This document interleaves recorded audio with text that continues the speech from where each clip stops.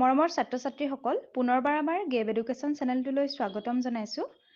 আজিৰ ভিডিঅ'টোত দশম শ্ৰেণীৰ বিজ্ঞান বিষয়ৰ নৱম অধ্যায় বংশগতি আৰু ক্ৰমবিকাশ পাঠটিৰ পৰা কিছুমান কমন MCQ লৈ আহিছো। ছাত্ৰ-ছাত্ৰীসকল তোমালোকৰ অন্য বিষয়সমূহৰ প্ৰশ্ন উত্তৰ অসমীয়া আৰু ইংৰাজীৰ কমন ৰচনা MCQ আদিৰ ভিডিঅ' প্লেলিষ্ট ডেছক্ৰিপশ্যনত দিয়া আছে, তোমালোকে চাই ল'ব পাৰিবা। আৰু ভিডিঅ'টোলৈ আগবঢ়াৰ আগতে যদি আমাৰ চেনেলটো ছাবস্ক্ৰাইব কৰা নাই ছাবস্ক্ৰাইব কৰি ল'বা যাতে আমি দিয়া প্ৰত্যেকটো এডুকেশ্যনেল ৰিলেটেড ভিডিঅ'ৰ আপডেট পাই থাকা। তেন্তে আহা পলম নকৰি ভিডিঅ'টোলৈ আগবাঢ়ো। আজিৰ ভিডিঅ'টোৰ ফাৰ্ষ্ট কুৱেশ্যনটো হৈছে তলৰ কোনবোৰ কাৰকৰ বাবে আমি এজোপা চুটি উদ্ভিদ পাম? ইয়াৰ অপশ্যন কেইটা দিয়া আছে। অপশ্যন এটো হৈছে capital double T, option B capital T আৰু small T, option C small T দুটা আৰু অপশ্যন ডি স্মল টি আৰু কেপিটেল টি। ইয়াৰ শুদ্ধ উত্তৰটো হ'ব option C small T. Next কুৱেশ্যনটো হৈছে তলৰ কোনবোৰ যৌন ক্ৰমজমে এটি ছোৱালী শিশুক সূচায়? ইয়াৰ অপশ্যন কেইটা দিয়া আছে XY, XX, WY আৰু এটাও নহয়। ইয়াৰ শুদ্ধ উত্তৰটো হ'ব অপশ্যন বি XX। নেক্সট কুৱেশ্যনটো হৈছে তলৰ কোনযোৰ এযোৰ সমবৃত্তি অংগ? ইয়াৰ অপশ্যন কেইটা দিয়া আছে ভেকুলীৰ আগঠেং আৰু চৰাইৰ আগঠেং, অপশ্যন বি বাদুলিৰ ডেউকা আৰু চৰাইৰ ডেউকা, বান্দৰৰ আগঠেং আৰু চৰাইৰ আগঠেং আৰু অপশ্যন ডি বাদুলি হাত আৰু চৰাইৰ হাত। এতিয়া ইয়াৰ শুদ্ধ উত্তৰটো হ'ব অপশ্যন বি বাদুলিৰ ডেউকা আৰু চৰাইৰ ডেউকা।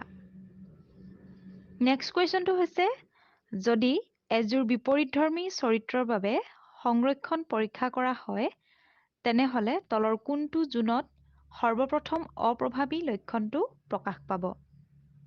ইয়াৰ অপশ্যন কেইটা দিয়া আছে F2 জোনত, F3 জোনত, F1 জোনত আৰু এটাও শুদ্ধ নহয়। ইয়াৰ শুদ্ধ উত্তৰটো হ'ব অপশ্যন এ F2 জোনত। নেক্সট কুৱেশ্যনটো হৈছে তলৰ কোনটো অনুপাতক মেণ্ডেলৰ একসংকৰণ পৰীক্ষাৰ ব্যক্তৰূপ অনুপাত বোলা হয়? ইয়াৰ অপশ্যন কেইটা দিয়া আছে 1:9, 9:3:3:1, 3:1 আৰু 9:1:3:3। ইয়াৰ শুদ্ধ উত্তৰটো হ'ব অপশ্যন চি 3:1।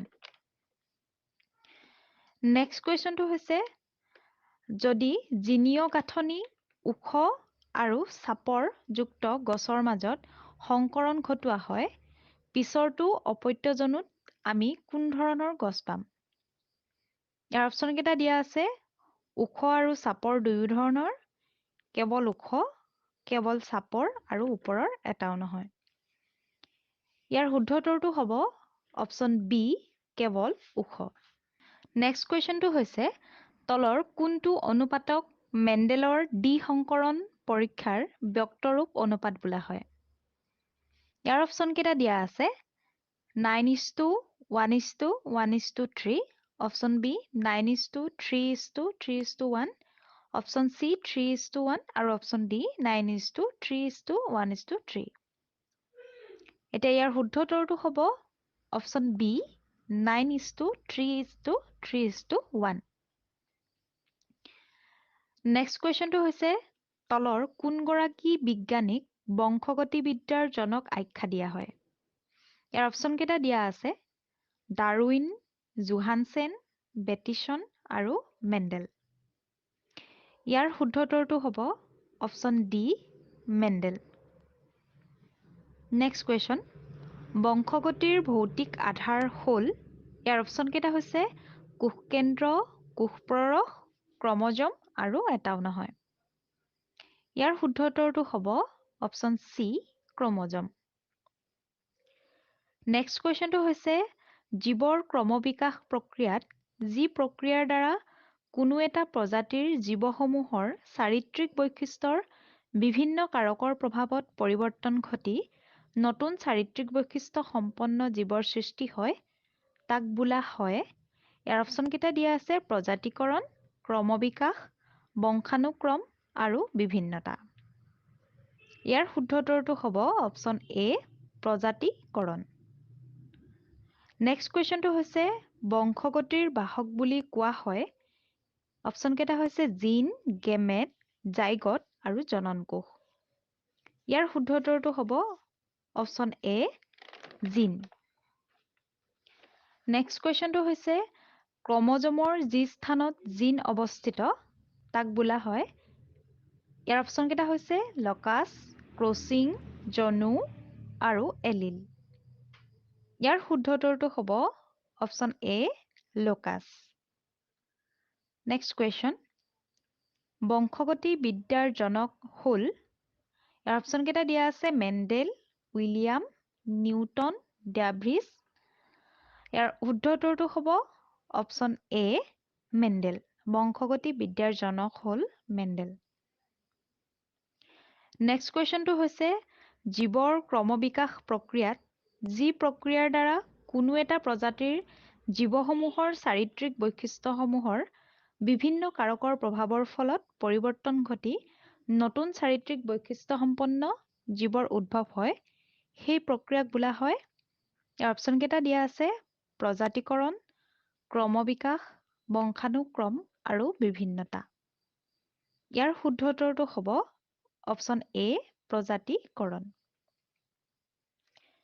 নেক্সট কুৱেশ্যনটো হৈছে যিবোৰ অংগৰ উৎপত্তি বেলেগ কিন্তু দেখাত একে আৰু একে কাৰ্য সম্পন্ন কৰে সেইবোৰ হ'ল।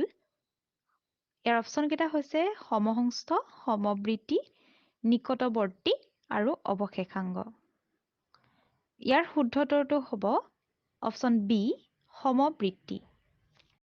ইয়াৰ পিছতে এই লেচনটোৰ পৰা সঘনাই আহি থকা শ্বৰ্ট কুৱেশ্যন কেইটামান দিছোঁ। কুৱেশ্যন নম্বৰ 1 এটা নতুন প্ৰজাতিৰ সৃষ্টিত কি কি কাৰকে অৰিহণা যোগাব পাৰে? ইয়াৰ এনচাৰটো হৈছে এটা নতুন প্ৰজাতিৰ সৃষ্টিত অৰিহণা যোগাব পৰা কাৰকসমূহ হ'ল প্ৰাকৃতিক নিৰ্বাচন আৰু জিনীয় পথচ্যুত। নেক্সট কুৱেশ্যনটো হৈছে বংশগতি কাক বোলে? ইয়াৰ এনচাৰটো হ'ল পিতৃ-মাতৃৰ চাৰিত্ৰিক বৈশিষ্ট্য পৰৱৰ্তী জনুলৈ সঞ্চাৰিত হোৱাকে বংশগতি বোলে। নেক্সট কুৱেশ্যনটো হৈছে বিৱৰ্তনীয় প্ৰক্ৰিয়াৰ ভিত্তি হিচাপে কাক গণ্য কৰা হয়? এনচাৰটো হ'ব প্ৰাকৃতিক কাৰকৰ দ্বাৰা প্ৰকাৰণৰ নিৰ্বাচনকেই বিৱৰ্তনীয় প্ৰক্ৰিয়াৰ ভিত্তি হিচাপে গণ্য কৰা হয়। নেক্সট কুৱেশ্যনটো হৈছে প্ৰভাৱী লক্ষণ কি? ইয়াৰ এনচাৰটো হৈছে মেণ্ডেলৰ সংকৰণ পৰীক্ষাত প্ৰথম অপত্য জনু অৰ্থাৎ F1 জনুত প্ৰকাশ পোৱা লক্ষণটোকে প্ৰভাৱী লক্ষণ বোলে। আজিৰ ভিডিঅ'টোৰ একেবাৰে শেষৰ কুৱেশ্যনটো হৈছে প্ৰজাতিকৰণ কি? ইয়াৰ এনচাৰটো হৈছে দীৰ্ঘ সময় ধৰি প্ৰকাৰণৰ সঞ্চয়ৰ ফলত কোনো এটা জীৱৰ প্ৰজাতিৰ পৰা আন এটা নতুন প্ৰজাতিৰ সৃষ্টি হোৱাকে প্ৰজাতিকৰণ বোলে। ছাত্ৰ-ছাত্ৰীসকল আজিৰ ভিডিঅ'টো আছিল ইমানেই। যদি ভিডিঅ'টো ভাল পালা তেন্তে ভিডিঅ'টো লাইক কৰিবা, কমেণ্ট কৰিবা, শ্বেয়াৰ কৰিবা আৰু লগতে ছাবস্ক্ৰাইব কৰিবলৈ একেবাৰে নাপাহৰিবা। ধন্যবাদ।